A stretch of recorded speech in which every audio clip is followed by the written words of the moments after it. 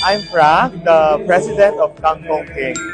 It was such a wonderful experience. Sobrang raming matutunan, sobrang raming makikilala, sobrang raming learning, especially sa mga online platforms natin na TikTok, Instagram, Facebook. Ang raming matutunan from the speakers and also from the mentors. Of course, syempre para kasabay natin ang mga latest trends, yung mga events na posible mag-trending. Kailangan parati tayo in tune sa mga movies, sa mga latest chismis. So maganda, both physical and online, parati tayo present and parati tayo nag-e-explore doon sa mga field na yon. Learn more about the platform.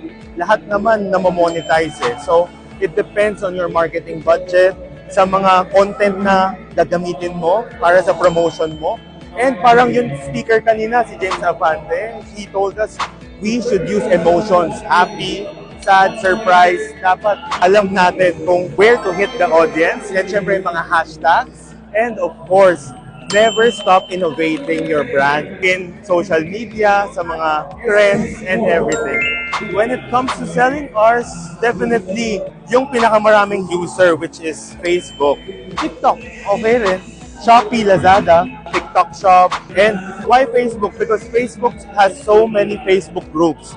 Let's Eat Pare, Foodies Manila, Manila Foodies. So, it has so many Facebook groups that you can also engage with. Kasama ng mga fellow foodies, kasama ng mga fellow business owners, and definitely marami tayong matututunan kung parehas tayo nasa food business, nasa mahilig kumain. So, you learn a lot from each other also.